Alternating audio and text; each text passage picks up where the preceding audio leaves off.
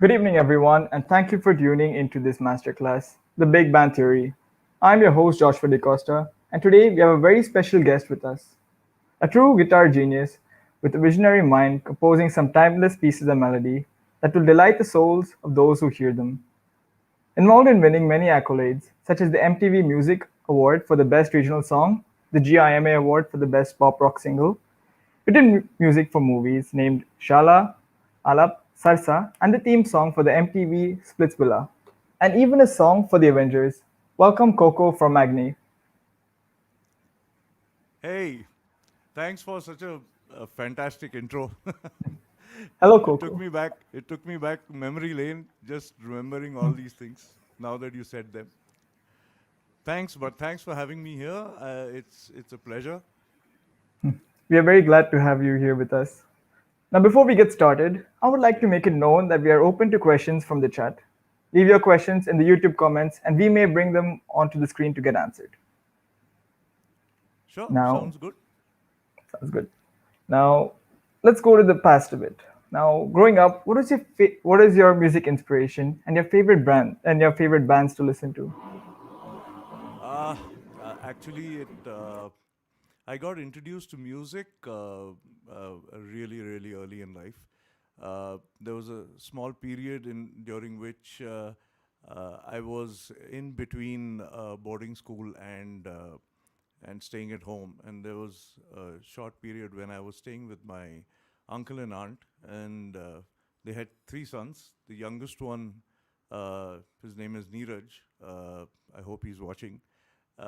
He used to play guitar in a band, and I think he was around 18. I must have been 7 or 8 years old, and I used to sneak uh, into his room and you know tinker around with the guitar. And one day he came back and he saw me playing his guitar and he gave me a nice scolding. And his one of his friends was with him. I even remember his friend's name. Yeah, it's almost 42 years ago, but it's like a picture. It's really really clear in my head. His name was Manu. So he said, "Man, he seems to be playing some decent stuff, even though he doesn't know how to play. So why don't you teach him?" And I remember playing "Smoke on the Water" on one string. So my cousin said, "Okay, let's give it a shot." So he showed me the way it's supposed to be played, and I picked up the guitar and I just played it back to him. So he was quite shocked. He said, "I think you should start playing the guitar." So from then on, he allowed me to touch his guitar because I was a kid. I was an 8-year old, and and he was the one who used to listen to a wide variety of music. I'm talking about 1978, so that's when there was only All India Radio. There weren't any FM channels, so all we got to hear was Indian music. But I got exposed to some pretty good stuff thanks to my cousin. He used to listen to a lot of Moody Blues. I remember, of course, at that time, Bonnie M and ABBA were very big, but I remember he used to wrinkle his nose at that stuff. And that's pop, What you should listen to is Deep Purple and, stuff like that. So Pink Floyd and Deep Purple. And so I got exposed to all of this music way before many of my friends had even heard that music. I'm talking about when I was in my second grade. And I think that helped me a lot. And it set the path in which, and obviously guitar was something which was at home, not mine, but I soon enough I got a guitar and I started playing, and with a little bit of help from my cousin, and he taught me stuff. And ever since I've been self-taught, and yeah, but I think to answer your question, Deep Purple was pretty much the first. Smoke on the Water was the very first song I played on one string on the guitar. So I think it's safe to say that Deep Purple was and is my favorite song, my favorite band. Wow, that's awesome. Thanks to your cousin for, teaching you the Yeah, guitar and showing you the way. So yeah. now, what is the first song you had written, and what was it about? Uh, Man, I think this songwriting thing happened to me when I was, uh, I think, in my seventh or eighth grade, and I went to and in those times we didn't have music institutes and stuff like that. I'm saying when I'm in the seventh grade, it must have been 83, 82, 83, and there there was no YouTube, there was no way of learning. The only way you could learn was go to other concerts, watch people play, and try and emulate them, or listen to cassettes, forward, rewind them, and stuff like that. So there was this brilliant guitar player called Arun Pathak. Um, he used to play a Fender Strat, and I went to him, and he was one of those really hardcore guitar players, and stayed in this. He was a reclusive kind of a guy, and used to smoke this big chillum, I remember. And and I was all of 12 years old, and I went to him and I said, I want to learn how to play "Beat It" by Michael Jackson. So he said, yeah, all that is great. He'd never heard Beat It. He'd never heard Michael Jackson.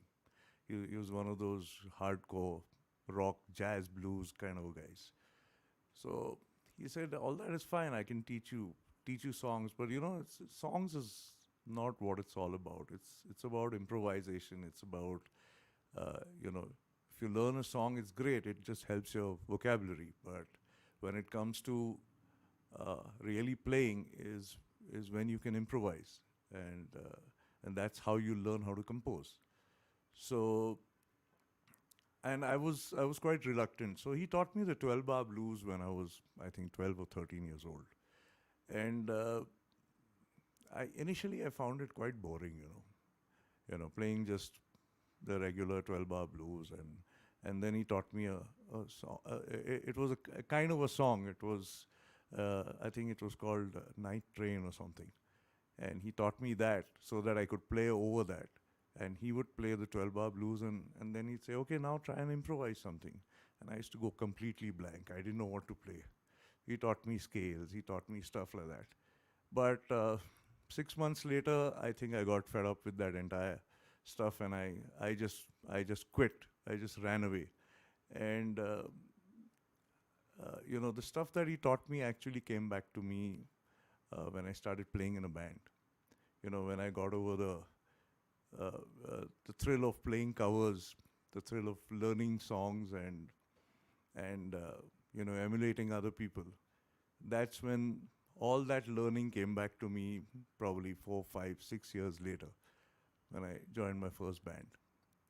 And around that time, I was I used to play the second lead or the rhythm guitar with a band called Tall Fathens. I think this was 86 to 90.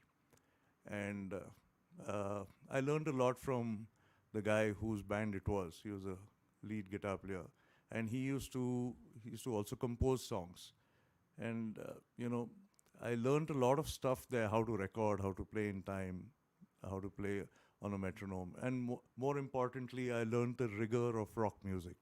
You know, the the understanding that impact is is uh, is important.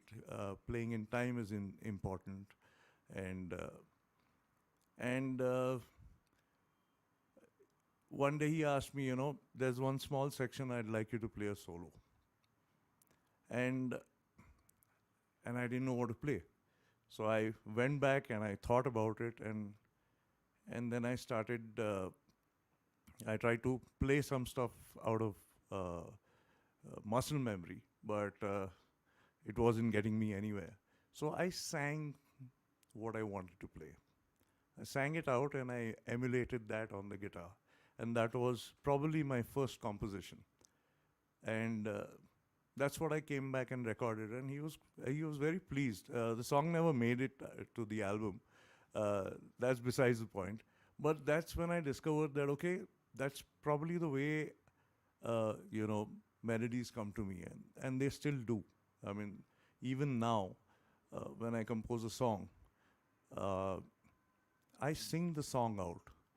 I mean, that's why I always think of myself more of a songwriter, or I mean, not a person who writes lyrics, but melodies, more than a guitar player, because first sing out the part that I'm going to play, and I just copy myself. So that's pretty much when it happened. I think any time between 86 and 90 is when this particular incident transpired, and it's these little moments which really affect you in the long run. So yeah, Well, that's thanks for your answer. Now, moving forward to the creative process now. How does the creative process of writing a song change when you work with yourself as compared to working with a band, a group of people? Does it change or? yeah, it does because uh, when you are, I mean, like the way I work now, with all this gear around me, and uh, there's no really there's no bouncing board. But when when we try out a song idea with the entire band around, which doesn't happen often because we all lead very busy lives, and most of the musicians who work with me also play in other bands and stuff like that. So getting everyone together by itself is a big deal. But when we do actually, the contributions which come in, from other members of the band, they really help making the song a lot richer. You know, coming from, I know that there's that saying that okay, too many cooks spoil the broth, but sometimes what happens is it's a very very small idea. So you when you said Avengers, that song Hello and Hero, it you know the chorus was actually the melody of that chorus was actually a bass solo which our bass player Among Jamir used to play. Pa pa pa pa ra pa pa pa pa pa pa pa ra pa pa pa pa. That's what he used to play, and you know, subconsciously, you know, we ended up using that as the main line. I mean, without without realizing it, but and after we had composed the song, we said, "Oh hell, this is Among's part, which he used to play in his solo." So that the Suraj Duba Ja Raha, that was Among's solo. That made it to the so that's how contributions within the band happen, you know, and it happens in a very organic way because uh, when it's drums, I can program the drums, but if a drummer plays, he's going to add a different energy to the song from what I'm going to program here on a computer. But when Rishi, our drummer, plays something, I would have never thought of that kind of a. So it always makes sense that the entire concept of bands getting together and going on a retreat. We've been planning this forever. It's never happened. We want to do it sometime where we take off for a month and just stay there and every day just sit and compose music together. So I think the album that will come out will be a different monster altogether. So yeah, there's a big difference. Yeah. Yeah, I'm looking forward to that album. So, you know, technology spoiled us. Now, everything that needed to be done with so many people. Uh, it's I remember doing a film score in 1994 where I did this in the south, and I had 45 musicians coming there and playing, reading sheet music, and it was a fantastic experience. But today, all I need is my my MacBook, and I have all the VSTs there, and I don't need those 45 musicians anymore because I can just sit here and program everything on the keyboard. I don't even need to play a proper keyboard, piano style keyboard. I do everything with this mouse. You know, it's uh, so technology has kind of spoiled us. So probably the organic element which happens with more number of musicians coming together. I think that's not happening anymore. At least not here in India.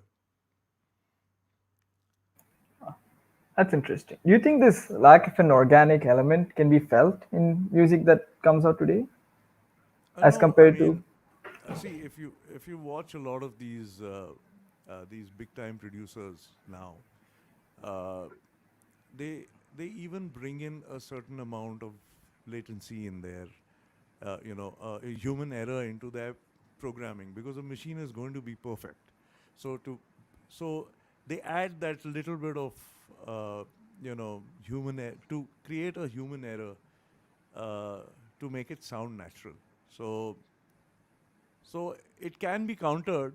Uh, I love my toys. I love the fact that I can, you know, single-handedly do everything here without having anyone, no dependency of any sort. But yeah, I think I've seen the analog times, recording on the 2-inch analog studio machine and those huge SSL boards, and that was a different time. This is a different time, and I love it now. I loved it then.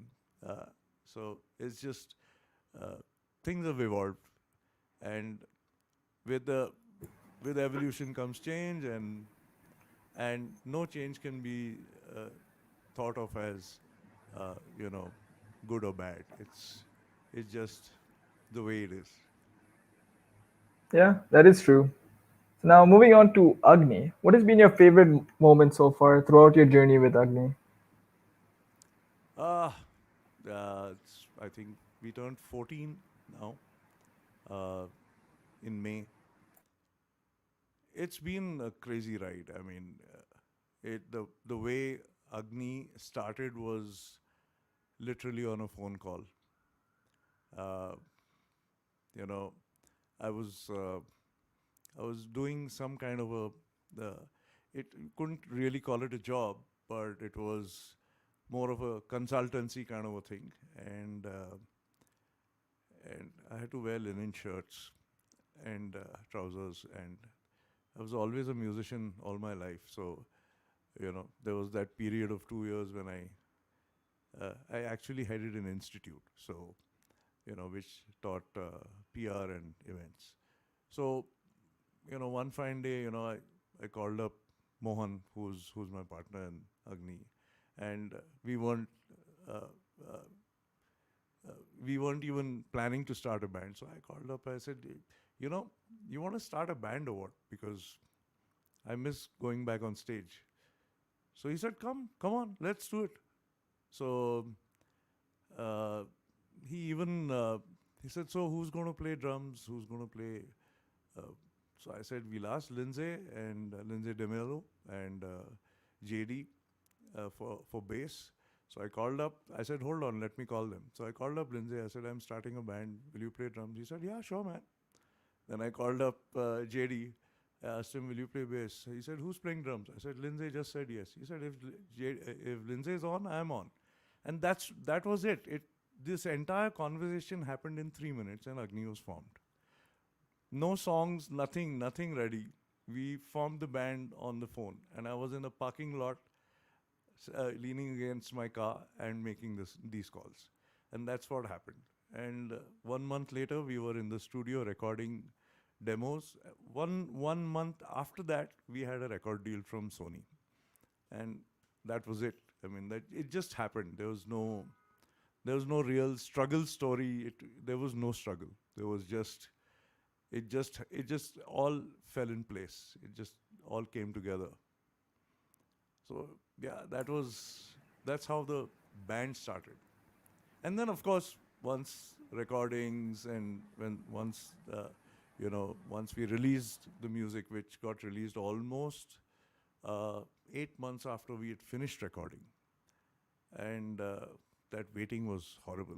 We kept waiting when Sony will release the so and when that came out, you know, we thought that we're going to become, there's some 2 or 3 videos, and we thought we were going to become an overnight success. You know, we started with the song Sadhore, which was short. It was a big video, big budget, uh, you know, shot with uh, some really star DOPs and stuff like that. Lakshman Utekar, who had at that time just shot the film Deep Blue. It was an underwater film. He's won many awards. So it was a very well shot video. And we thought it's going to be a runaway success. And nothing happened for an entire year. We only went and played promotional shows at malls and stuff like that. So major reality check happened. We did not get called for any shows. In fact, our record label uh, was even supposed to manage us, and they got us zero shows. The number of shows we played were what, 4 or 5, and those two were in malls, you know, just to promote, and they weren't really paid shows. I mean, and so music video, big launch, all of that, nothing worked. And over a period of time, you know, and I think that's the case with you know independent music. Uh, Although this was released in a mainstream manner, uh, I think rock music, indie rock, independent rock, and Indian rock, uh, it has its own uh, growth path, you know. And I think Sadore became a popular song around 3 or 4 years after it was released. And and the show started slowly coming in, you know, second or third year onwards. The idea was to stick together. You know, I remember even meeting Rahul Ram once and had gone for one of his from Indian Ocean bass player singer, and they had come to Pune for a concert, and it was a full house. You know, it was crazy. I mean, the kind of crowd and the way the crowd was responding to them. And I remember him speaking to Mohan and me, and he said, "I don't know what's flipped, but we've suddenly become very popular. I mean, everyone seems to know our songs. I don't know what flipped. We kept doing the same thing for so many years, nothing. And now suddenly we're all over the place." So, you know, there's certain things which are unexplained, you know. I think the people who listen to this kind of music fetch us out, and by the time word percolates to people, and then they think that, okay, this is a cool band, or this is nice music, or have you heard this? It's word of mouth. I don't know what it is, but it just took its own sweet time, and then suddenly we were headlining acts and, you know, traveling business and doing all the stuff that we thought we'd do as soon as we released the album, but it never happened. So yeah, that's summing up the journey with Agni. Now, how did you adjust to the fame? Was it weird suddenly becoming famous, out of nowhere? Uh, you know, uh, this concept of fame is it's very strange. You know, when I was 22 and 23, I played with the older Agni, AG and I, and yeah, I remember going to Leopold's and getting mobbed then, and then I think 10, 12 years later, I disbanded with, I mean, the band disbanded. We're still friends. All of us are still friends. And I did other things, you know. I got into events and promotions, and you know, uh, I did sound and lights. I became a sound and light vendor and stuff like that. And it was all to do uh, with the show business. But you know, the difference between being recognized as a musician and and being and making a living, they're two different things altogether. You know, in that 5 or 6 year sabbatical that I took from music, from actively playing, you know, I still went and guested with bands and stuff like that. But professionally, uh, the identity was gone. I mean, it was just gone. And it's not about being mobbed or but that, you know, that special feeling that you sort of get used to after some time. You know, people treat you differently when you're a musician. Even today, I mean, my friends, you know, some of them are, you know, MDs in international companies, and you know, they're making, you know, uh, a million euros a year. You know, that those kind of salaries, and the way those guys, you know, treat me, you know, and you go into a party and you're always given that, you know, little special something, and and that feeling that happens uh, when someone treats you like that, always is a big reminder that that there's no way you should give up your job for anything else. So that feeling is there. Uh, it's not about a musician in India, unless you're maybe an Arijit Singh or someone like that. You don't really get mobbed as such. You'll get after a concert there'll be people who'll want to come and click pictures with you because they've just watched you on stage. You don't get mobbed like film stars do. But yeah, that feeling uh, of that recognition or that feeling of that there's a special love that people give you, and I think that is priceless. So one and I think all musicians should, or any performing artist should, feel very thankful about the fact that they're receiving that kind of love. Yeah. Wow, that's really cool. It's not something I can, understand myself yet, at least. But now we have a question from YouTube chat. Mara, could you please Okay. bring it up? Okay, from Priya. Let me just take this Hi, quickly. Priya. Okay. What are your thoughts on the current indie music scene? I think today's uh, the independent music scene is, I think, really growing.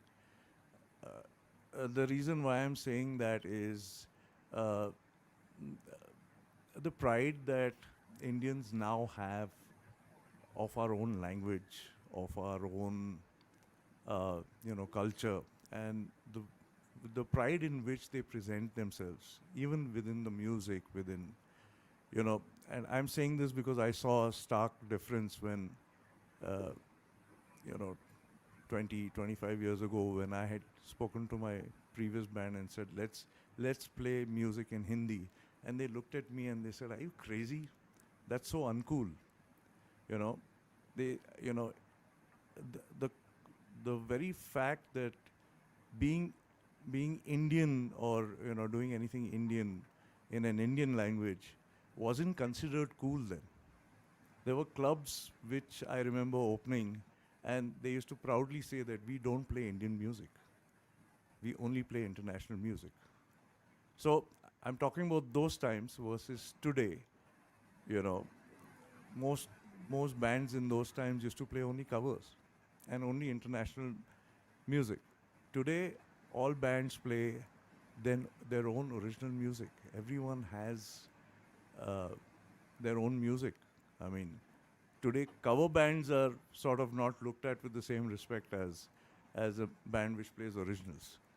So, and independent musicians is where it all comes from. Some of our biggest music directors from the Bollywood, as you call it, the Indian film industry, they all come from the same background. You name it, Vishal Dadlani, A.R. Rahman. All these guys were independent musicians. In fact, they were rock musicians. They all come from the same, uh, you know, breed, as to, I mean, if you can call them that. So, and the current, the current thing is the very fact that the audience is ready. They are very much ready to listen to stuff with which independent musicians are putting out.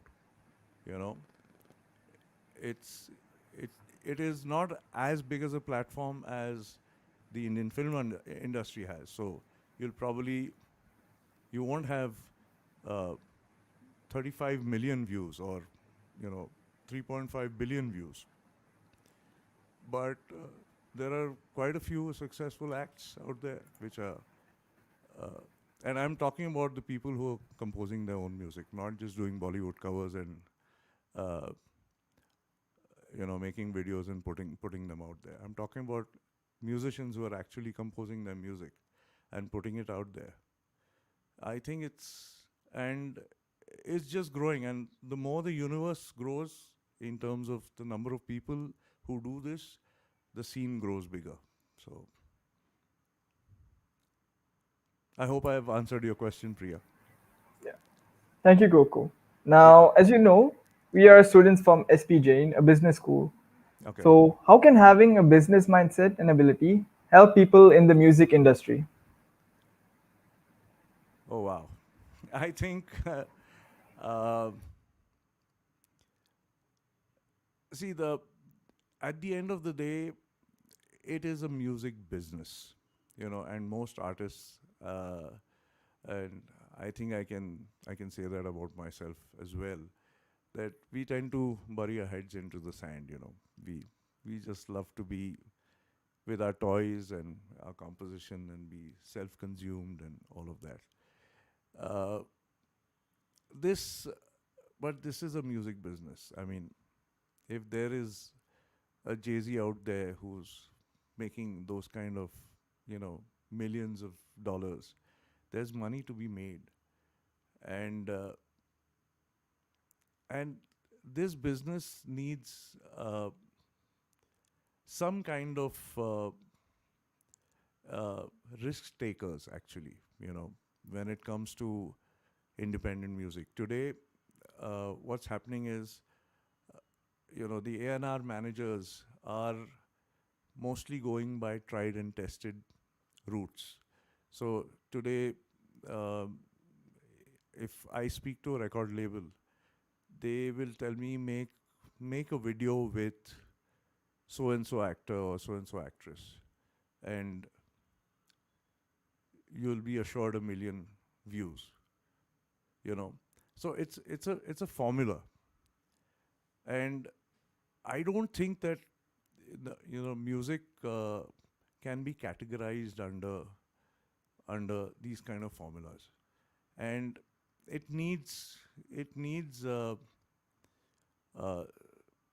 you know somebody who can actually take that risk and create a big success out of something which doesn't necessarily go through the same tried and tested formula.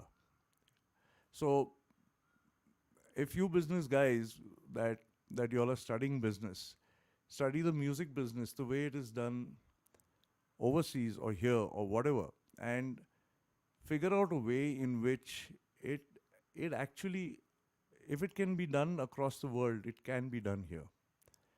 And I'm talking about only music. I'm not talking about the music industry which is supported by the film industry. The film industry is where the concentration is, and the music industry is actually supporting the film industry. So I'm talking about independent music. So if there is a way, we need to find it. Uh, it's unfortunate, but uh, there are only a handful of bands uh, who've made it as far as we've had. You know, there. I mean, we live in decent houses and drive decent cars and make a decent living. But there's just a few of us. I mean, I don't see this happening. I see a lot of my colleagues as musicians and struggling, and I don't see why that needs to happen, because if if the music business has so much money in it all over the world, it should be available to at least the good musicians. So yeah, I think more business opportunities, more uh,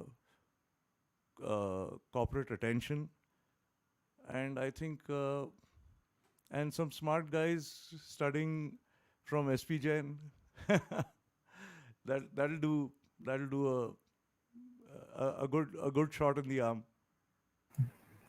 Thanks, Coco. That is a really wonderful answer. Now we have another question from the YouTube chat. Yeah. Mara, could you please bring it up on the screen? So it's from Karthik Ahuja. How does a Okay. band deal with different creative heads coming together? How do you deal with different opinions and come to a conclusion to certain ideas? Oh yeah. Yeah, this happens. Well, within the band, I'll tell you how we do it. I mean, Mohan and me are the ones who compose the songs. And believe me, we have screaming matches. And whoever screams loudest has his way. But yeah, uh, see, I'll tell you, there is no right way, there is no wrong way. I mean, when it comes to creating music for your own self as a song, where the song is the king and uh, the music video is a supporting role to the song, it's a different it's a different approach. When you're scoring for a film, we've done a few films. When you're scoring for a film where the visual is the hero and the song plays the supporting role to the visual, that's a different approach.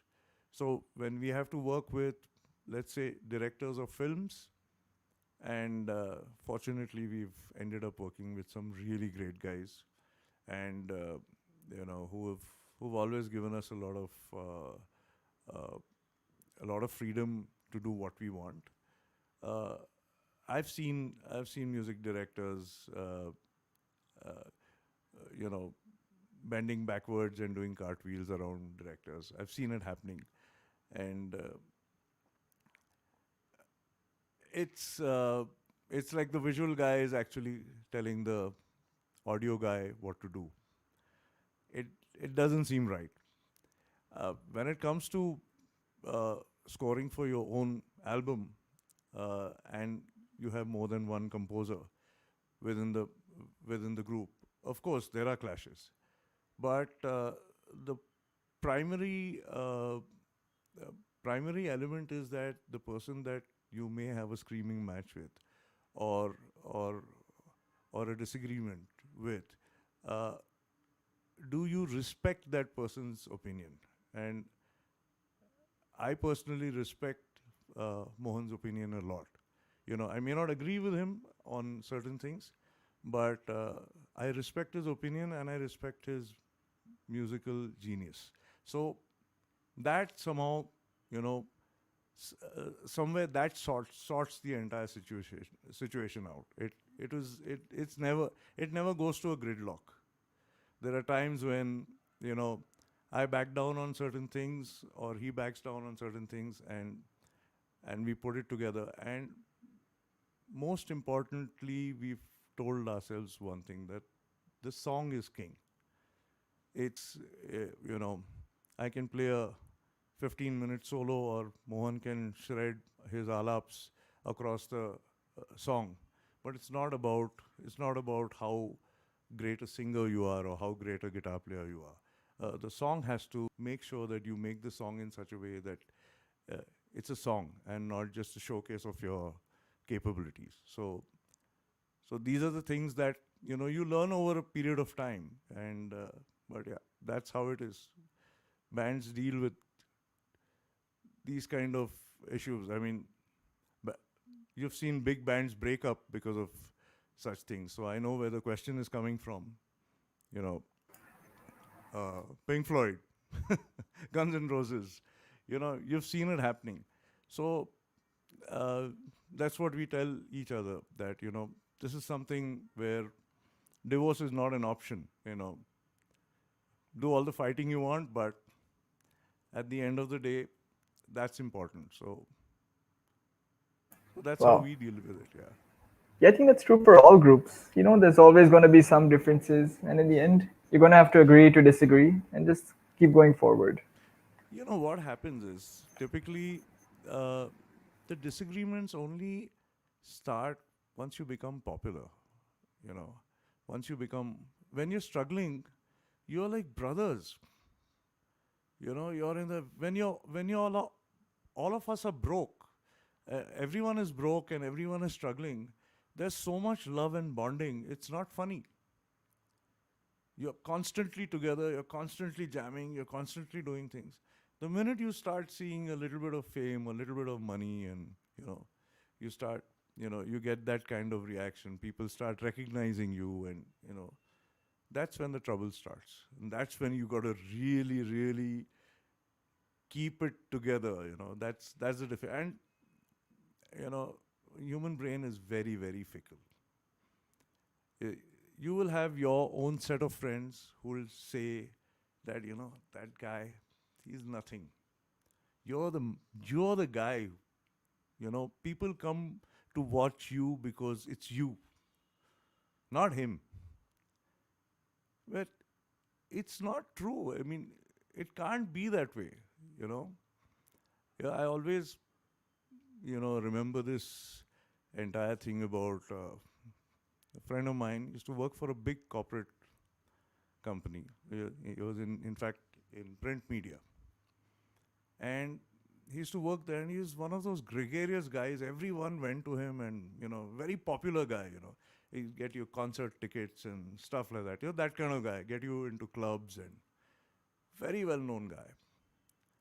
The day he quit that job, and he took up another job, maybe got paid even more in the other job, but he didn't have access to all those perks which he had. It was gone. His importance was gone. So, you know, even your introduction to me was Koco from Agni, you know, where it's a brand that I've built along with Mohan. What is the brand that I've built? If you take Agni away, I'm nothing. I may be one of the people who built that brand, but take the umbrella away and it's all gone. So you have to recognize that, and you have to give that its due. It's the people come to watch you not for who you are, but for the music that you make. So you just got to remember that, and yeah, then it sort of you know, keeps you grounded. Yeah, credit where credit is due. Now, Yeah. speaking of playing music, would you mind playing a short guitar solo for the audience? you know, I'd love to. Uh, Thank you for saying, will you play some guitar? Because most often than not, uh, I go to parties or, there's a guitar and somebody hands you a guitar and they'll say, okay, sing something. And hello, I don't sing. So yeah. So today, I knew you were going to ask me this, so I sort of prepared. I've just put together a bunch of chords on my looper, and I'm just going to noodle around on the guitar for a bit. So here goes.